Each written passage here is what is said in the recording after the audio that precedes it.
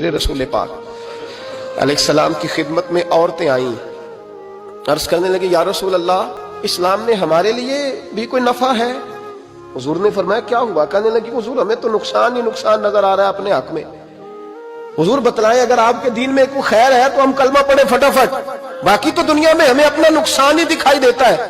یہ بھی امام طبرانی نے لکھا ہے، محبوب علیہ السلام نے فرمایا تم پہلے اپنی بات کرو، پوچھنا کیا چاہتی ہو؟ کہنے لگے یا رسول اللہ ایک تو ہم نے سنا ہے اسلام میں بھی ایک معاملہ یہ ہے کہ جن دنوں عورت ناپاک ہوتی ہے وہ نماز نہیں پڑھ سکتی، وہ روزہ نہیں رکھ سکتی۔ حضور یہ دینی نقصان ہوا، اور دو عورتوں کی گواہی ایک مرد کے برابر ہے۔ دنیا میں بھی ہمارا وہ کردار نہ ہوا جو کہ مردوں کا ہے، تو حضور ہماری دنیا میں بھی نقصان ہے، دین میں بھی نقصان ہے۔ یا رسول اللہ یا رسول اللہ یا رسول اللہ صلی اللہ علیہ وسلم آقا۔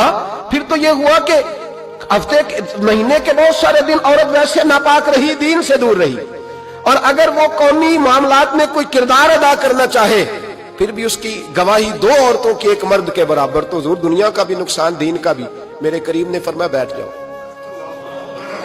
بیٹھ جاؤ۔ عورتیں بیٹھ گئیں تو محبوب فرمانے لگے تمہیں پتہ ہے جب کسی کے گھر میں بیٹی پیدا ہوتی ہے حضور کیا ہوتا ہے؟ فرمایا میرا مالک دو فرشتے بھیجتا ہے، فرمایا وہ آ کے گھر والوں کو سلام کہتے ہیں، جنوں اور انسانوں کے علاوہ ساری دنیا ان کے سلام کو سنتی ہے۔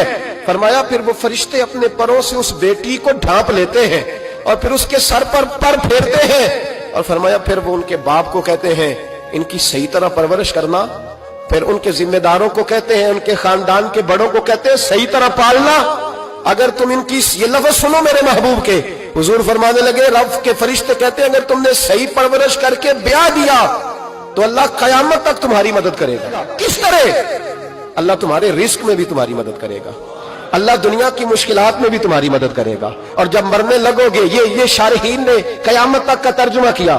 شارحین فرمانے لگے گویا حضور فرما رہے ہیں جب تم مرنے لگو گے بیٹی کی پرورش کرنے والوں تو رب کریم تمہیں کلمہ یاد کرا کے تمہاری مدد کرے گا، اور نکیرین کے سوالات قبر میں آسان کر کے تمہاری مدد کرے گا، اور قبر میں جنت کی کھڑکی کھول کے تمہاری مدد کرے گا، میزان عمل پر تمہارے عملوں کا وزن زیادہ کرا کے اللہ تمہاری مدد کرے گا، پل صراط پہ تمہیں آسانی سے گزار کے تمہاری مدد کرے گا،